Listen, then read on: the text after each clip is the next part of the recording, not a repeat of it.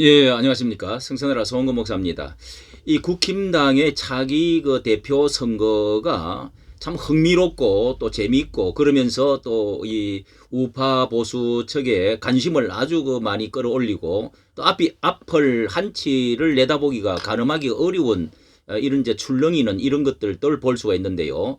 자, 여기에 대해서 간단하게 윤석민계가 바른정당, 유승민계에 이준석 붙어 있죠. 바른정당 옛날에 출신들이 30여 명이 당협위원장 이런 분들이 김기현을 지지하고 나선 놀라운 또 일들이 또 일어났습니다. 우선 한번 이 국힘당의 최근 국힘당 자기 당대표 예상에 대한 여론조사부터 간단히 한번 보도록 하겠습니다. 우선 그러니까 2월 13일, 14일 차인데요. 조사 대상은 데일리안 여론조사 공정입니다. 공정에 의뢰한 건데요. 뭐 공정도 어느 정도 신뢰감이 있는데요. 자, 여기 국민의힘 당 대표 예상이 김기현이 44.2%, 그 다음에 안철수가 39.3%로 생각보다 많이 좀 벌어졌습니다. 예, 천하람이 조금 더 올라오고 한교안이 조금 내려가고요.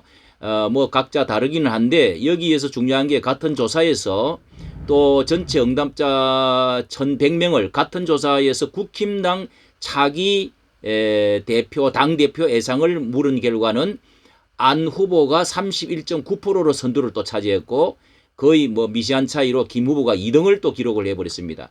자, 이게 또 전체적인 이제 국민들 전체를 또 조사를 하면은 안철수가 월등히 많이 나옵니다. 예, 이거는 이제 국민당 지지자들의 그 당원들 위주로 하니까 이게 이제 김기현이가 역시 44.2%좀 많은 차이로 오차범위 이렇게 넘어가는데요. 자, 이런 여러 가지 함수 관계 또 이렇게 대통령의 지지 같은 것도 여기에 대통령의 지지도 국정 수행 능력에 대한 평가는 42.0%로 좀 올라가기는 올라갔습니다. 그건 부정평가가 여전히 많고요.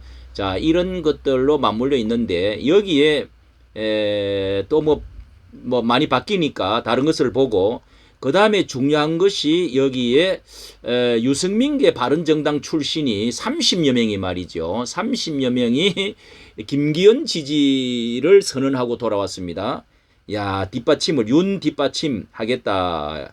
윤 대통령을 뒷받침하겠다. 이러면서 이 당협위원장, 김기현 후보가 저 뒤에 좀 뻘쭘하게 좀 서 있는 모습이 보이는데요.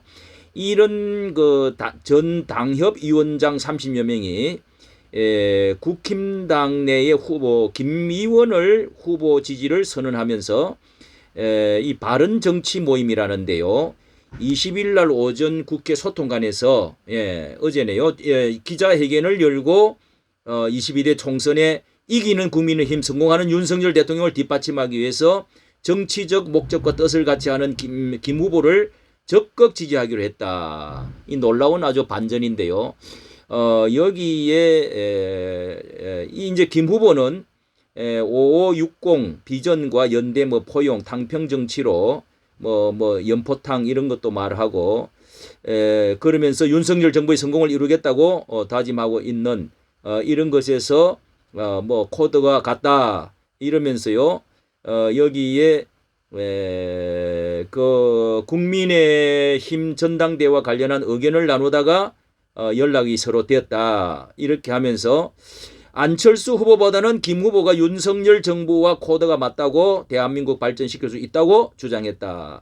이 과거에는 바른정치 모임의 과거 안철수 후보 측과 합당한 바른미래당 인사들이 상당히 감정이 이게 이제 안철수가 있던 사람들이었잖아요. 같은 당이었는데 이게 이제 이렇게 돌아왔다는 것은 김기현을 가서 갖다 붙어버렸다. 자, 이게 김기현 이제 토론회에서도 보면은 왜 안철수 의원은 많은 사람들이 붙지 않느냐. 뭐 또 그렇게 몇 프로 되지도 않는 가장 낮은 지지도에서 김장 어쩌고 해가지고 대통령 또 지지를 얻고 이렇게 해서 그렇게 이제 올라온 것이 아니냐. 뭐 이렇게 하니까 김 후보가 안철수에게 하는 말이 안 후보에게 그 안철수 후보는 왜 가는 곳마다 많은 지지를 받지를 못하느냐. 화합이 잘 되지 않고 다른 사람이 적었냐. 또 이렇게 말을 했습니다. 그런 것들이 여기에 이제 또 이렇게 증명이 좀 되어지는 부분이 있는데 그러나 여기에 이제 유 전 의원을 따라서 마지막 새로운 보수당까지 갔는데 이번 기자회견은 매우 유 전 의원과는 협의를 안 했고 하지만은 여러 당협위원장들과 만나 협의한 결과라고 하지만은 이게 이준석과 유 전 의원의 눈치를 안 볼 수가 없고 뭐 언론을 안 했다고 할 수는 결코 없겠지요. 결코 이것은 있을 수가 없는 건데요. 이렇게 자리에 같이 한 김 후보는 외연 확장의 의미를 부여했다. 이렇게 이제 발표를 했는데요. 외연을 확장해 내년 총선 압승을 이루겠다. 자, 여기에 당내에 40.1% 41%까지 치고 올라간 것에 대해서도 불안감이 있는 것입니다. 김 후보는.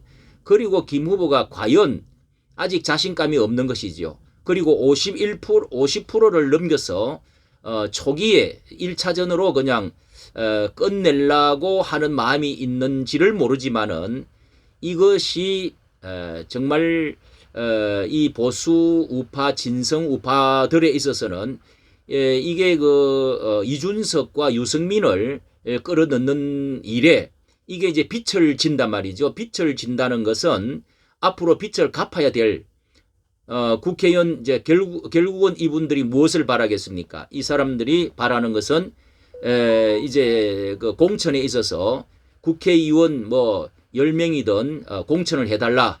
이것을 분명히 요구를 할 터인데 왜 이렇게 하는지. 자, 이것은 너무도 잘못됐고 이 오버랩 되는 것이 지난번에 4.15 총선이죠.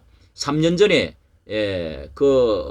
미래통합당 만들어 가지고 황교안 대표가 완전히 다 이제 실패를 파괴돼 버린 그것이 결국은 이제 분홍당 썩혀 가지고 중탕 또 자탕 만들어 가지고 이쪽 저쪽 사람 다 끌어넣어 가지고 결국은 망쳐버리지 않았습니까? 자, 그런 것이 지금도 이런 알 텐데 김 의원 후보는 어째서 이런 사람들을 받아들이고 사진을 찍는지 도무지 이해가 되질 않습니다. 또 잡탕 만드는 겁니까? 예. 또 이렇게 3년 전에 이렇게 해서 당선이 된다 하더라도 얼마나 그것이 앞으로 또 여러 가지 많은 사람들이 섞이게 되어지면은 이 당이 무슨 힘을 또 가질 수가 있겠습니까? 또 이거를 발판으로 삼아서 이준석이 들어오고 또 그러면서 중도 확장을 한다 하지만은 또 좌편향에 있는 사람들이 들어와서 뭐 결국은 어떻게 되면은 또 유승민과 이준석이 또 이런 사람들이 합쳐가지고 결국은 안철수와 또 합쳐서 뭐 해가지고 또 천하람과 합쳐가지고 뭐 결국은 이 대통령에 맞서면은 어떻게 이제 할 겁니까? 그리고 또 우파에 있는 집토끼들은 또 어떻게 또 되겠습니까? 자, 여러 가지 이런 것이 미래통합당의 그때의 오버랩 되는 그런 모습이 있는데요. 참으로 걱정이 되어집니다. 예.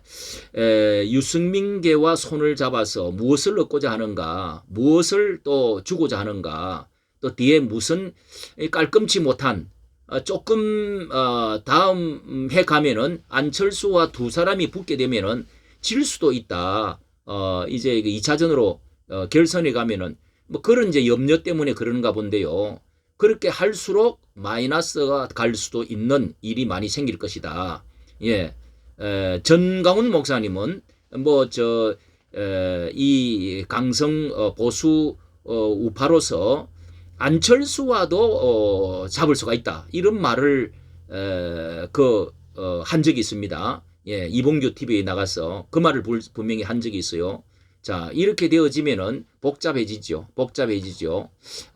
이 김기현 후보 정말 두고 봐야 되겠습니다. 그리고 땅 투기 문제도 불거졌는데 뭐 그것이 사실인지 아닌지 알 수가 없지만은 어떤 불안을 갖고 있는 것 같습니다. 이까지 정치 감사합니다. 좋아요, 구독 부탁드리겠습니다.